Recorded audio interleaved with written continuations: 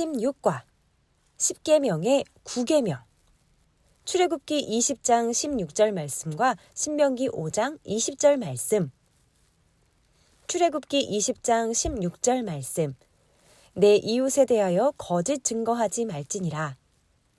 신명기 5장 20절 말씀 내 이웃에 대하여 거짓 증거하지도 말지니라. 이는 하나님의 말씀이니라. 아멘. 네, 안녕하세요. 오늘은 10계명의 제9계명 거짓 증거하지 말지니라. 내 이웃에 대하여 거짓 증거하지 말지니라 라는 말씀을 함께 은혜를 나누도록 하겠습니다.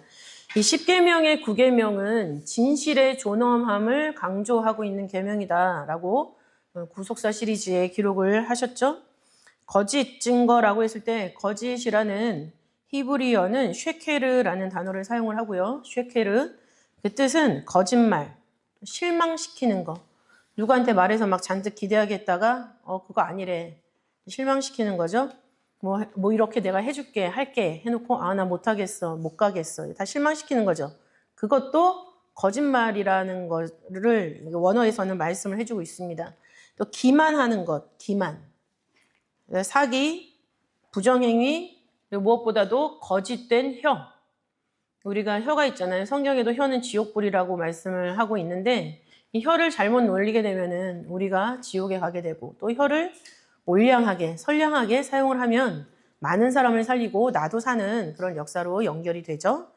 그래서 거짓 증거하지도 말지니라 라는 말씀에서 거짓, 쉐케르라는 단어는 이렇게 여러 가지 뜻을 가지고 있습니다.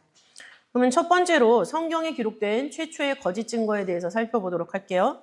성경에 기록된 최초의 거짓 증거는 뭘까요? 하와의 거짓 증거죠. 하와는 창세기 3장 3절에서 하나님 말씀을 왜곡해서 뱀에게 말하고 있습니다. 하나님은 창세기 2장 17절 말씀에 선악을 알게 한 나무의 실과를 먹으면 정령 죽으리라 라고 말씀하고 있는데 하와는 그 말씀을 왜곡해서 이렇게 말하고 있죠. 창세기 3장 3절 보시면 동산 중앙에 있는 나무의 실과는 하나님의 말씀에 너희는 먹지도 말고 만지지도 말라 너희가 죽을까 하노라 라고 하면서 만지지도 말라라는 말씀을 추가했고 또 정령 죽는다라는 하나님의 말씀을 죽을지도 모른다 라는 말로 약화시켰습니다. 이것 자체가 거짓 증거가 되는 거죠. 뒤이은 뱀의 거짓 증거도 나타나고 있습니다. 뱀의 거짓 증거는 창세기 3장 4절에 기록을 하고 있죠. 뱀이 여자에게 이르되 너희가 결코 죽지 아니하리라. 하나님은 죽는다라고 말씀을 하셨는데 뱀은 완전히 반대로 얘기를 하고 있죠. 너희가 결코 죽지 아니하리라. 하와의 죄를 부추기는 그런 결정타를 날리고 있습니다. 이런 관계를 보았을 때 거짓은 그 근원을 사단 마귀에 의해서 찾을 수가 있죠. 요한복음 8장 44절 말씀에는 마귀에 대해서 이렇게 예수님이 말씀을 하시는데요.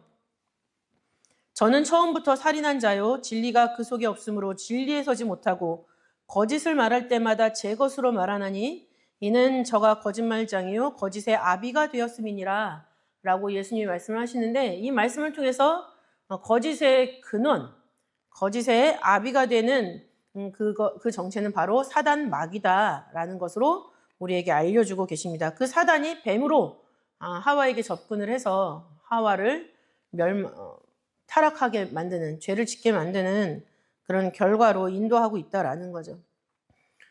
이 역사상의 가장 큰 거짓의 실체는 무엇일까요? 예수님을 십자가에 못 박은 거짓 증거들이죠. 마가복음 14장 56절부터 59절 말씀에는 예수님을 쳐서 거짓 증거하는 사람들이 많았다라고 기록을 하고 있습니다. 이 거짓 증거하는 사람들은 다 그 당시 종교 지도자들의 사주를 받아서 거짓 증거를 하고 있죠. 근데 재밌는 것은 그 증거가 서로 합하지 못했다라고 말씀을 하고 있어요. 거짓말은 서로 연결되어서 나오는 거짓말은 없어요. 처음 거짓말을 시작해서 그 거짓말을 커버하기 위해서 계속 거짓말을 한다 하더라도 어느 순간에는 첫 번째 거짓말과 그 거짓말로 파생된 나머지 거짓말이 서로 상충되게 되고 마는 것이 바로 거짓의 특징이죠.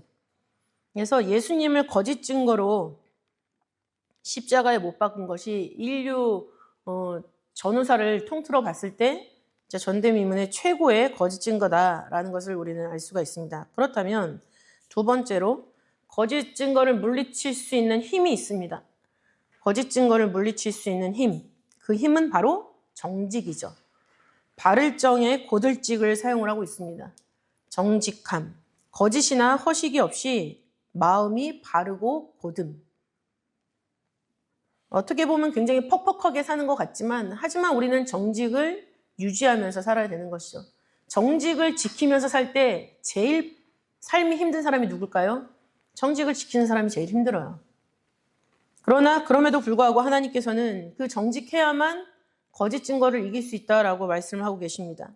이 정직이라는 것은 히브리어 야샤르라는 단어를 사용을 해요. 야샤르, 야샤르의 뜻은 옳다라는 뜻을 가지고 있죠. 옳다. 올바름은 의인이에요. 의인. 시편 112편 2절 말씀을 보시면은 그 후손이 땅에서 강성하며 정직자의 후대가 복이 있으리로다 라고 말씀을 하고 있어요. 이것을 시편 112편 1절이랑 맞대어 보면은 정직자의 특징이 여호와를 경외하는 자라고 설명을 하고 있거든요. 하나님을 두렵게 섬기는 사람, 하나님으로 말미암아 큰 믿음을 부여받고 하나님께 향하여 큰 순종을 하고 하나님의 큰 기쁨이 될 수 있는 그 사람이 바로 하나님을 경외하는 사람인데 그 사람을 정직자라고 말하면서 그 정직한 사람의 후대가 복이 있다라고 말씀을 하고 계시죠. 지금 여기 계신 우리 모두가 정직한 사람, 옳은 사람, 고든 사람, 바른 사람으로서 하나님을 정확하게 경외할 때 우리로 말미암아 우리의 후대가 복을 받게 된다라는 것을 알 수가 있는 말씀이 되겠습니다. 정직은 그러면 무엇이냐?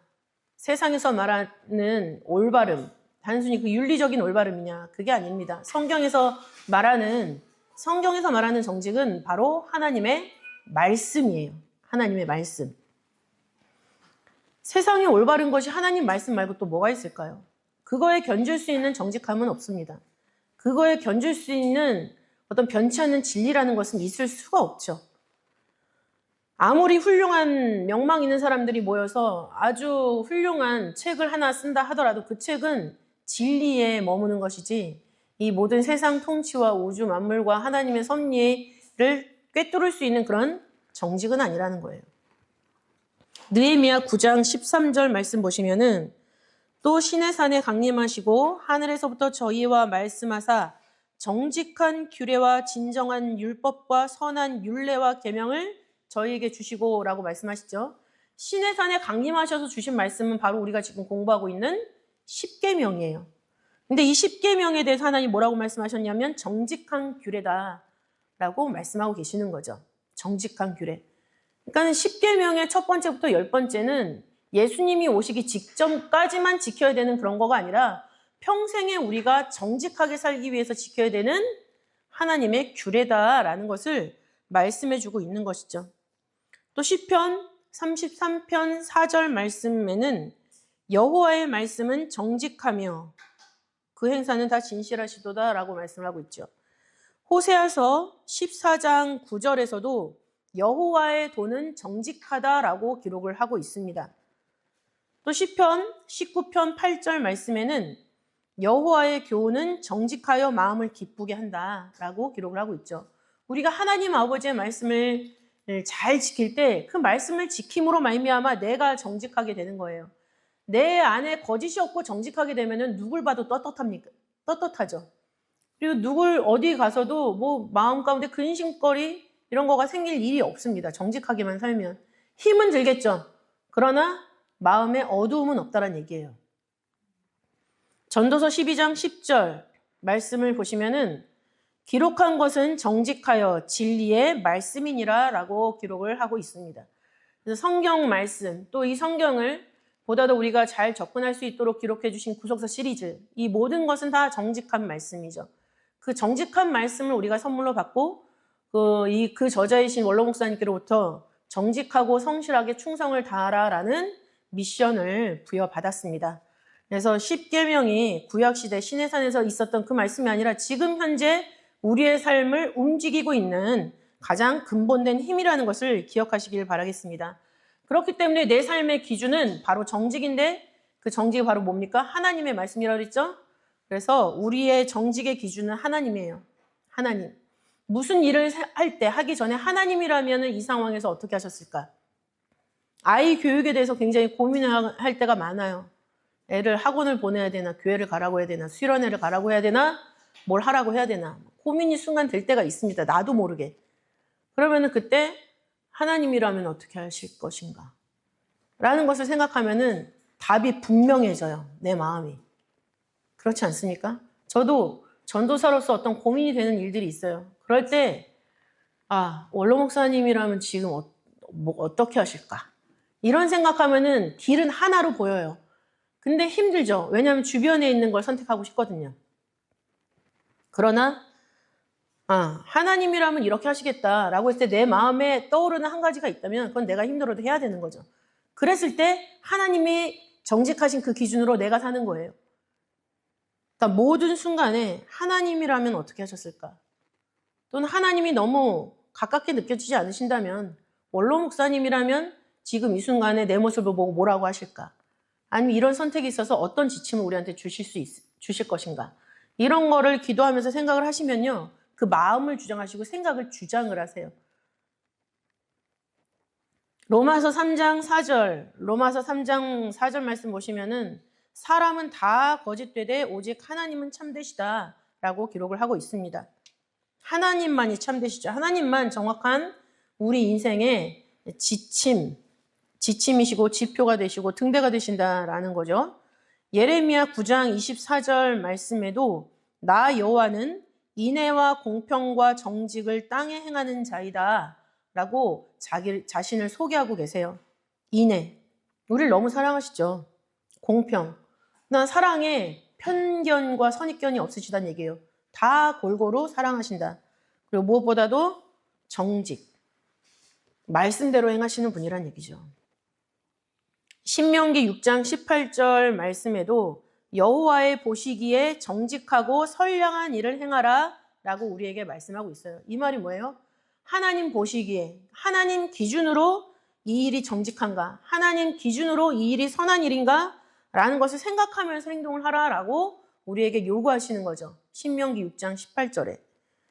이것을 공동번역에서는 너희는 너희 하나님 야훼께서 옳게 보시고 좋게 보시는 일을 해야 된다라고 번역을 하고 있습니다. 그래서 하나님 보시기에 좋았더라. 하나님 보시기에 정직하게 행했다라고 평가받은 왕이 2명 있죠. 한 명이 누굽니까? 다윗. 열왕기상 15장 5절. 그리고 다윗의 그 다음 포스트 왕이 되는 요시야. 열왕기하 22장 2절에 다윗의 행한 대로 했고 여호와 보시기에 정직하게 행했다라고 요시야를 평가를 하고 있습니다. 우리처럼 사람으로 태어나서 하나님 보시기에 정직하게 행한 사람들이 있다면 우리도 정직하게 행동할 수 있다라는 거예요. 하나님 말씀만 내 삶의 기준으로 확실하게 못 받고 흔들림이 없다면 이렇게 정직하게 살았을 때 정직한 자에게 주시는 축복이 여러 가지가 있는데 그 중에서도 가장 큰 축복은 뭐냐면 흑암 중에 빛이 일어나는 축복이죠. 흑암 중에 빛이 일어나는 축복. 한 치 앞도 내다볼 수 없는 캄캄한 지경 속에서 그래도 나에게 갈 수 있는 길을 빛으로 보여주시는 그런 축복. 그 축복을 정직한 사람한테 준다라는 거예요. 시편 112편 4절에 기록을 하고 있죠. 정직한 자에게는 흑암 중에 빛이 일어나니라고 기록을 하고 있습니다. 일어나나니. 빛이 일어나다라고 했을 때 그 일어나다라는 히브리어는 자라흐라고 하는데 자라흐, 해 같은 것이 올라오다라는 것을 뜻하고 있어요. 해 같은 것이 올라오다. 정직하게 살면 그 사람들이 정직하게 사는 사람이 어떤 상황을 만나든지 반드시 하나님이 보여지게 돼 있다는 얘기예요. 정직한 사람의 눈에. 그럼 그 해를 보고 가면 되는 거죠. 해바라기처럼. 시편 84편 11절 말씀에는 하나님이 정직히 행하는 자에게 좋은 것을 아끼지 아니한다라고 말씀하고 계십니다. 또 계시록 21장 23절 말씀은 그 빛을 하나님의 영광 어린 양, 그 나라의 하늘나라의 등이 되시는 어린 양이라고 말씀을 하고 있죠. 또 시편 97편 11절 말씀을 보시면 정직한 자를 위하여 기쁨을 뿌리신다라고 말씀을 하고 있습니다. 그래서 우리가 그 정직을 지키면서 살 때 너무나도 힘들고 어렵고 뭐 쉽게 할 수 있는 부분도 있겠지만 어렵고 힘든 부분이 있는데 그것조차도 정직하게 행할 때 그것을 딱 건너온 사람은 마음이 너무나 기쁘다는 얘기죠. 눈물로 씨를 뿌리는 자는 기쁨으로 단을 거두리로다 라고 말씀하고 있잖아요. 왜 울면서 씨를 뿌리겠습니까? 씨를 뿌리는 건 너무 좋은 일인데. 그 과정 속에서 내가 걷어내야 되는 일들이 너무 많거든요. 말씀대로 살려면. 그러나 그걸 해냈을 때 기쁨의 수확을 얻을 수가 있다는 거죠. 우리 아이들을 키우기가 너무 힘듭니다. 애들이 진짜 돌발적인 행동을 할 때가 너무나 많죠. 그러면 그거 할 때 일단 부모님의 마음은 억장이 무너지겠죠. 어떡하나? 이걸 어떻게 해야 되지? 그랬을 때 먼저 하나님한테 무릎 꿇고 기도하시고 그 다음에 그 하나님이 가르쳐 주신 그 원칙에 따라서 그래도 꾸준히 아이들한테 가르칠 때 그 믿음의 일관성, 신앙의 일관성을 아이들이 보는 거예요. 그걸 통해서 아이들은 말씀의 정직함을 배우는 거죠. 그런 사람들에게 하나님이 자식을 통해서 하나님을 깨닫고 또 자식도 하나님을 믿는 신앙이 또 성장해 나가고 또 성장한 만큼 하나님이 그 아이들에게 그려주신 설계도가 있잖아요. 그 설계도가 하나하나 완성돼가는 마지막의 기쁨을 우리가 누릴 수가 있다. 그것을 하나님이 기쁨을 뿌려주겠다라는 말씀으로 시편 97편 11절에 기록을 하고 있는 거죠. 그 다음에 세 번째로 그렇다면 우리가 말세에 경계해야 할 거짓 증거의 형태, 거짓 증거의 형태는 무엇이고 그 심판은 어떻게 이루어지는가라는 것을 살펴보도록 하겠습니다. 말세에 경계해야 될 거짓 증거의 형태와 심판. 거짓 증거의 형태는 거짓 선지자로 나타납니다. 거짓 선지자. 마가복음 13장 22절부터 23절 말씀을 다 같이 찾고 읽겠습니다. 마가복음 13장 22절부터 23절.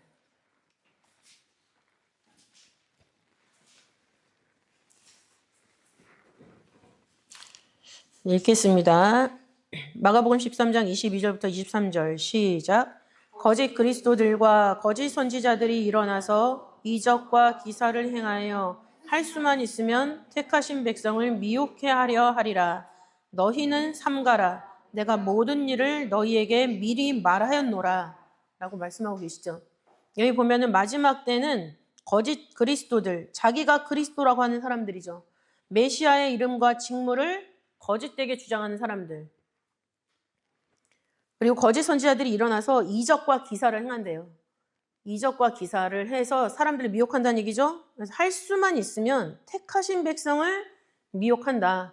그러니까는 사단마귀의 공격의 대상, 거짓 선지자, 거짓 그리스도의 공격의 대상이 누굴까요? 지금 여기 앉아있는 우리의 자녀들이 그 공격의 대상이 된다는 얘기예요. 근데 그거를 이길 수 있는 방법이 말씀이라는 거고 그 말씀을 예수님은 이미 우리에게 다 말씀해 주셨다라고 기록을 하고 있잖아요. 성경에 기록을 하셨고 예수님이 그 당시에 몸으로 보여주셨고 그 다음에 지금 우리에게는 성경과 구속사 시리즈가 있죠. 기록한 것은 분명합니다. 그리고 무엇보다도 우리 각자가 알고 있어요. 우리 각자가 너무 알고 있는데 그거를 선택해서 하느냐 안 하느냐의 문제에서 자꾸만 이기고 지구가 반복이 되는 거죠. 근데 지는 횟수가 줄어야 돼요. 이겨야 돼요. 계속 날마다 이겨야지. 그래야지 하나님한테 예수님이 지금 우리한테 경계하신 이 말씀을 내가 실천하는 게 되는 거죠. 삼가라. 너희는 삼가라. 삼가라라는 것은 블레포라는 헬라어인데 블레포 마음의 눈으로 보고 생각하다라는 뜻이에요. 마음의 눈으로 보다. 우리 마음 속에 하나님 말씀이 있기 때문에 말씀의 눈, 말씀의 관점으로 보고 생각해서 그 거짓 선지자들이 나를 갖다가 꼬꾸라뜨리려고 왔을 때 그거를 분별해내고 이기란 얘기죠. 나중에는 이 거짓 선지자들의 영이 어떤 식으로 되냐면 개구리 같은 세 개의 더러운 영이라고 하죠. 계시록 16장 13절 보면 개구리 같은 새 더러운 영이 용의 입과 짐승의 입과 거짓 선지자의 입에서 나오니 용과 짐승과 거짓 선지자들의 입에서 나오니 그러면 진짜 용이겠어요? 용이 막 다니면서 막 거짓말을 우리한테 하겠습니까? 아니잖아요. 그 마음속에 용의 사상을 가진 사람, 사단의 사상을 가진 사람, 이미 물들어 버려서 도저히 돌이킬 수가 없는 그런 자들의 말이 바로 거짓 선지자들의 말이죠. 이 사람들은 속임수의 명수다. 속임수의 명수다라고 성경은 말씀하고 있습니다. 마태복음 24장 5절. 많은 사람이 내 이름으로 와서 이르되 나는 그리스도라 하며 많은 사람을 미혹해 하리라.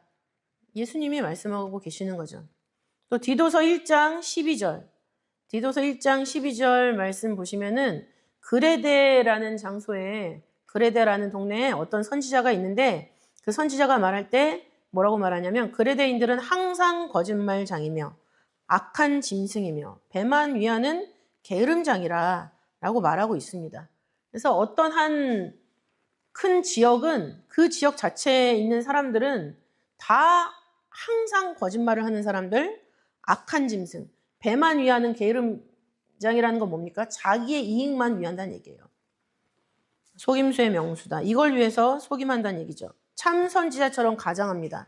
열왕기상 22장 5절부터 12절 보면은 시드기야가 자기가 하나님의 참 선지자인 것처럼 하나님의 계시를 받았다라고 하면서 막 얘기를 하죠. 또 자기가 성실한 것처럼 자랑하고 있습니다. 유다는 이미 예수님을 배신하고 예수님을 팔았어요. 그런데 예수님을 잡아 넘기기 위해서 예수님의 친근한 제자인 것처럼 예수님한테 가서 랍비여 안녕하십니까? 라고 입을 맞췄습니다. 그것이 바로 성실한 것처럼 자랑하는 일.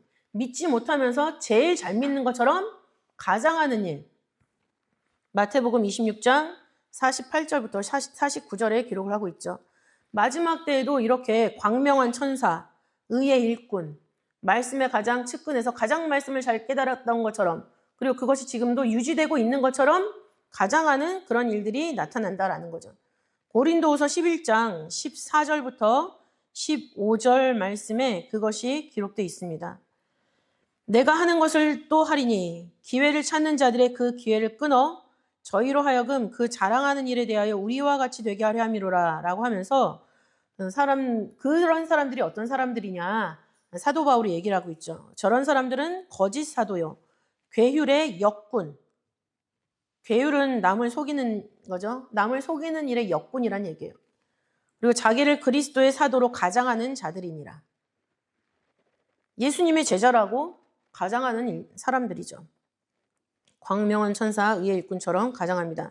그러면서 사단도 자기를 광명한 천사로 가장하나니 사단도 자기를 광명한 천사로 가장한대요.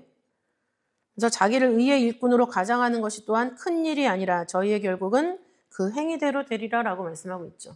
그 사람들한테는 내가 이렇게 하나님 말씀의 일꾼으로 일했다. 내가 이런 사명자로 지금 하고 있다. 라고 말하는 게 어려운 일이 아니라는 얘기예요. 그만큼 거짓에 단련돼 있다는 얘기죠. 그것이 바로 거짓 선지자들의 특징. 또 이 특징 중에 하나는 뭡니까? 말씀을 변질시키죠. 말씀을 변질시키는 게 가장 큰 문제예요.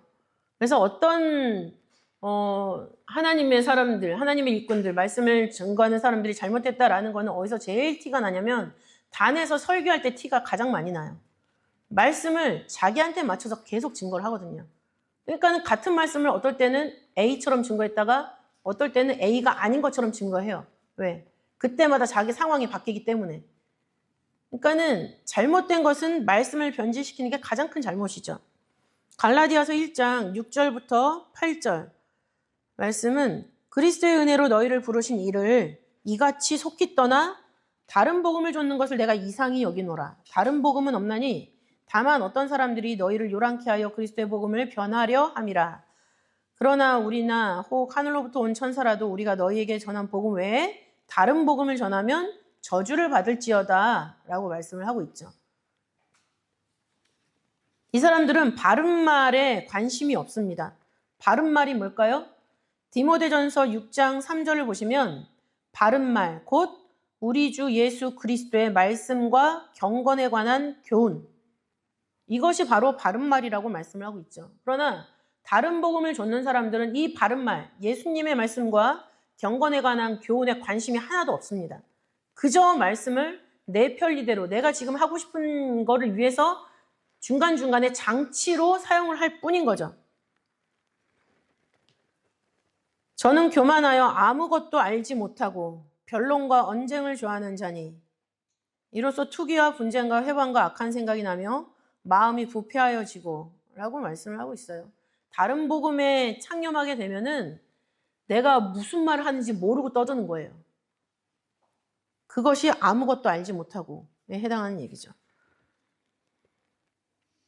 그리고 사람의 계명으로 교훈 삼아 가르친다 라고 예수님이 마태복음 15장 9절에도 말씀하셨죠. 사람의 계명으로 교훈 삼아 가르친다. 대표적인 교훈이 뭡니까? 고르반이라는 얘기죠. 고르반이라는 제도는 바리새인들, 서기관들이 만들어낸 제도예요. 나에게 엄청나게 좋은 거가 있고 나에게 엄청난 재산이 있는데 이거를 하나님한테 바치겠다라고 하면 부모한테 효도할 돈이 없어서 내가 부모 효도를 못한다가 되는 거예요. 그 제도를 바리새인들이 만들었어요. 근데 하나님한테 바친다라고 했을 때 그걸 누가 갖겠어요? 그 당시 종교 지도자들이 갖겠죠. 그러니까 본인들의 착복의 의사가 있기 때문에 그런 사람의 계명을 만들어 놓고 정작 사람으로서의 본분, 하나님을 사랑하고 경외하면은 이 땅에 하나님으로 주신 부모님을 경외해야 되는 것이 마땅함에도 불구하고 그 연결점은 가르쳐주지 못하고 오히려 그 하나님에게 바치는 그 헌물을 자기가 착복하는데 급급해가지고 그런 이상한 제도를 많이 만들었다라는 거죠. 그거에 대해서 예수님께서 마태복음 15장 9절에서 지적을 하시는 거예요. 사람의 계명으로 교훈 삼아 가르치니 나를 헛되이 경배하는도다. 그죠? 또 사도행전 20장 30절도 보시면 또한 너희 중에서도 제자들을 끌어 자기를 좇게 하려고 이미 믿는 믿음의 형제들이 있는데 그 믿음의 형제를 끌어들여서 하나님이 아니라 자기를 쫓게 하려고 어그러진 말을 하는 사람들이 일어날 줄을 내가 아노니 마지막 때 이런 사람들이 일어난다라는 것을 말씀하고 있는 거죠. 제자들을 끌어 자기를 좇게 하려고 어그러진 말을 한다라고 기록을 하고 있습니다. 이 어그러진 말, 어그러진이라는 것은 원어의 뜻으로 봤을 때 잘못 해석하다라는 뜻이에요. 말씀을 성령께서 기록하셨잖아요. 성령이 말씀을 불러주셔서 그걸 기록하셨다라고 베드로후서 1장 21절과 디모데후서 3장 16절에 기록을 하고 있는데 성령이 이 말씀을 기록하게 하셨을 때는 그 기록한 말씀에 담긴 하나님 뜻의 성취가 있단 말이죠. 근데 그것을 그대로 우리가 깨닫게 하는 것이 아니라 잘못 해석해서 하나님의 뜻을 그대로 고지고대로 해석하는 게 아니라 자신의 이익과 결부를 시키다 보니까 잘못 해석이 나오는 거예요. 그것도 다 거짓인 거죠. 근데 이런 말 하는 사람들, 복수잖아요. 이런 말 하는 사람들이 마지막 때 일어난다라고 경계를 하고 있죠. 또 이 거짓 선지자들의 특징 세 번째는 뭐냐면 돈을 긁어 모으는 특징이 있죠. 수단 방법을 가리지 않고 돈을 긁어 모은다라는 특징이 있습니다. 누가복음 16장 14절 바리새인들은 돈을 좋아하는 자라 라고 기록을 하고 있습니다.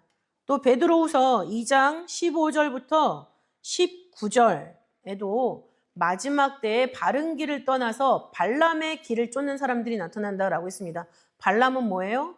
불의의 삭슬 좋아하죠. 자기 민족을 팔아넘기고 불의의 삭슬 받았던 사람이에요. 근데 놀라운 건 이렇게 거짓 증거하는 사람들이 하나님을 모르는 사람들이 아니란 얘기예요. 중요한 건. 하나님을 알고 진짜 잘 알고 많이 아는 사람들이 이렇게 거짓 증거를 하고 있다는 게 가장 큰 문제죠. 잠언 21장 6절은 이렇게 속이는 말로 재물을 모으는 것은 죽음을 구하는 것이다 라고 기록을 하고 있습니다. 그렇기 때문에 저 사람은 옳지 않은 방법으로 저렇게 부자가 됐는데 옳지 않는 건 싫지만은 저렇게 부자가 된 건 부럽다. 생각할 필요가 없다라는 거죠. 그죠? 생각할 필요가 없습니다. 왜? 그렇게 해서 잘 돼봤자 그 끝은 죽음이에요. 우리가 영원한 생명을 누리면서 살 때 한두 끝도 없이 이렇게 영원한 생명을 누리면서 우리가 살 때 그 사람들은 그 한두 끝도 없이 죄악의 형벌 속에 갇혀서 사는 거죠. 그러니까 그런 소망을 가지고 우리가 살아가는 거예요. 저 사람들은 다 지옥 가겠지라는 그런 소망이 아니라 내가 영원한 생명을 누리면서 살겠지. 더 좋은 게 나를 위해서 예비돼 있구나. 그 소망을 가지면서 지금 말씀대로 살면서 나타나는 고난을 우리가 감당하는 거예요. 그것이 바로 야곱이 가졌던 소망과 행함이죠. 이 사람들은 예수 부인하는 특징, 네 번째로 예수를 부인하는 특징이 있습니다. 베드로후서 2장 1절, 베드로후서 2장 1절 말씀을 보시면은 민간에 또한 거짓 선지자들이 일어났었나니 이와 같이 너희 중에도 거짓 선생들이 있으리라. 저희는 멸망케 할 이단을 가만히 끌어들여 자신들을 사신 주를 부인하고, 우리를 사셨잖아요. 근데 우리를 예수님의 피로 사주셨는데 그 예수님을 부인하고 임박한 멸망을 스스로 취하는 자들이다 라고 성경은 말씀을 하고 있습니다. 이단을 가만히 끌어들여 라고 성경은 기록하고 있죠. 지금 우리 교회가 굉장히 여러 가지로 복잡하고 힘든 과정 속에 있죠. 이 과정 속에서 그 전에 좀 문제가 있다라고 판단받았던 그런 사상들이 들어와 있습니다. 지금 우리 교회에도. 혼란한 틈을 타서. 그러면은 더더욱 말씀을 기준해서 그런 선악을 분별할 줄 알아야 되는 거죠. 이렇게 돼버렸어 하고 누구를 탓할 게 아니에요. 교회를 탓할 일도 아니고 사람 피쳐가는 탓할 일도 아니고, 이 모든 상황은 하나님이 내 신앙을 점검하기 위해서 벌여놓은 판이다 라고 했을 때, 이 판에서 하나님이 나에게 원하시는 정답은 무엇이냐, 하나님이 중간중간에 그 쓰러지지 않는 징검다리를 두셨는데 그걸 제대로 밟고 내가 팔짝팔짝 뛰어서 하나님 계신 곳으로 점프해야겠다, 이런 생각을 하면서 사는 게 가장 중요한 거죠. 그래서 예수님을 부인하고 그다음에 말씀을 변질시키고, 근데 말씀과 하나님이 아닌 다른 것들을 더 좋아하고, 그다음에 절대 자기 잘못 인정하지 않고 회개하지 않는 그런 모든 모습들, 이런 것들이 다 거짓 선지자의 모습이에요. 거짓 선지자가 뭐 특별한 사람이 아니에요. 이렇게 우리 모든 모습 속에서 나타나는 모습들이에요. 그거를 내 안에서 먼저 걷어내고 그다음에 보이는 어떤 면에서도 선을 그어야 되겠죠. 그럼 이제 심판에 대해서 마지막으로 말씀을 드리면, 거짓 증거하는 사람들에 대한 심판, 일단 하나님께서는 그 사람들 한 사람도 빠짐없이 다 벌을 면치 못할 것이다 라고 말씀을 하고 있습니다. 잠언 19장 5절과 9절 말씀을 보시면은 거짓 증인은 벌을 면치 못할 것이요 거짓말을 내는 자는 망할 것이니라 라고 기록을 하고 있습니다. 망할 것이다. 망하다라는 히브리어는 아바드라고 읽는데요. 아바드라고 읽는데 그 본래 의미가 뭐냐면 길을 잃다라는 거예요. 길을 잃다. 길은 예수님이 우리 앞에 놔주신 길 한 개밖에 없어요. 요한복음 14장 6절에 있죠. 내가 길이요 진리요 생명이니 나로 말미암지 않고는 아버지께로 올 자가 없다. 아버지께 가는 길을 잃어버린 사람들이 된다는 얘기예요. 거짓말을 자꾸 하면. 그게 망하는 거죠. 잠언 21장 28절, 거짓 증인은 패망하려니와 확실한 증인의 말은 힘이 있느니라 라고 대조해서 기록을 하고 있죠. 거짓 증인의 말은 패망합니다. 그러나 말씀을 근거한 확실한 증인, 말씀, 성경 구절 근거로 살아나가는 사람들이 그 삶 자체가 확실한 증인이죠. 그 사람들은 힘이 있다라고 기록을 하고 있는 거예요. 시편 63편 11절 말씀, 거짓말하는 자의 입은 막히리로다. 말을 해도 사람들한테 먹히지가 않고 자기 입에서 말도 제대로 나오지 않는 거죠. 또 시편 5편 6절은 거짓말하는 자를 멸하시리이다. 여호와께서는 피 흘리기를 즐기고 속이는 자를 싫어하시나이다. 피 흘리는 것을 좋아하고 속이는 사람들을 하나님은 싫어한다라고 말씀하고 있어요. 그러면서 그런 사람들을 반드시 멸하겠다라고 기록을 하고 있죠. 무엇보다도 무서운 것, 시편 101편 7절, 101편 7절 말씀을 보시면 거짓 행하는 자가 내 집안에 거하지 못하며 거짓말하는 자가 내 목전에 서지 못하리로다 라고 말씀하고 있어요. 입에 거짓말이 있는 사람은 내 집, 하나님 집에 설 수가 없다. 하나님 집 안에 들어갈 수가 없다는 얘기죠. 또 하나님 앞에 설 수가 없다. 하나님 앞에 설 수 없으면 영벌에 처해지는 거예요. 근데 그것이 뭘로 결정이 됩니까? 거짓말로 결정이 된다. 실제로 요한계시록 21장 8절을 보시면은 유황불, 둘째 사망에 들어가는 종류들 중에서 모든 거짓말하는 자들이 함께 포함이 되어 있습니다. 모든 거짓말하는 자들은 불과 유황으로 타는 못에 참여하리니 이것이 둘째 사망이라 라고 기록을 하고 있죠. 그래서 하나님 앞에 서지 못하는 것이 너무나 무섭잖아요. 우리가 나중에 살아서 가든 죽어서 가든 그 나라에 갔는데 내가 사랑하는 원로 목사님을 못 보고 내가 사랑하는 교회 일꾼, 역군들을 못 만나고 있다. 라는 게 얼마나 그 자체가 슬프겠어요. 물론 슬프기 전에 괴롭겠지만. 그리고 두 번째 심판은 거짓의 피난처를 소탕하시겠다라고 말씀하십니다. 거짓의 피난처를 소탕하시겠다. 이사야 28장 17절부터 18절에 기록을 하고 있습니다. 나는 공평으로 주를 삼고 의로 추를 삼으니 우박이 거짓의 피난처를 소탕하며 물이 그 숨는 곳에 넘칠 것인즉 너희의 사망으로 더불어 세운 언약이 패하며 음부로 더불어 맺은 맹약이 서지 못하며 넘치는 재앙이 유행할 때 너희가 그것에게 밟힘을 당할 것이라. 너무 무서운 말이죠. 홍수가 나서 진짜 여기 있는 저 천왕상 위까지 다 찬다고 생각을 해보세요. 너무나 무섭지 않습니까? 그런 식으로 하나님이 이거를 다 소탕을 해버리겠다 라고 말씀하시는 거죠. 그 전에 우박이 먼저 막 떨어지죠. 너무나 무섭습니다. 이거가 막 상상이 되면 진짜 무섭죠. 근데 내가 거짓말을 바라는 순간 큰 우박 덩어리가 하나 내 머리에 떨어진다고 생각을 해보세요. 거짓말 못하죠. 호세아서 10장 13절부터 15절 너희는 밭을 갈아 죄를 거두고 거짓의 열매를 먹었나니 이는 내가 네 길과 네 용사의 많음을 의뢰하였습니다. 스스로 자기의 모든 방법을 의지했을 때 하나님이 그것에 대해서도 심판하신다라고 말씀하는 거예요. 내 산성들이 다 회파되되 너희의 큰 악을 인하여 새벽에 멸절한다. 새벽. 모든 것이 준비되기 전 시간이죠. 그러니까 그 재앙에 대해서 내가 준비할 겨를이 없다라는 것을 말씀하고 있습니다.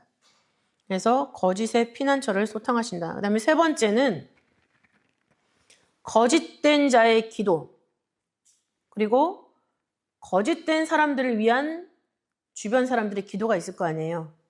그죠? 그 기도를 하나님이 듣지 않겠다라고 말씀하셨어요. 거짓된 자가 기도해도 그 기도 당연히 안 듣고 그 다음에 그 사람을 살려달라고 기도하는 기도가 있잖아요. 그 기도도 하나님 듣지 않으시겠다라고 말씀하셨어요. 이거는 확정된 심판이죠. 예레미야 7장 16절 너는 이 백성을 위하여 기도하지 말라. 그들을 위하여 부르짖어 구하지 말라. 내게 간구하지 말라. 내가 너를 듣지 아니하리라 라고 성경 말씀하고 있습니다.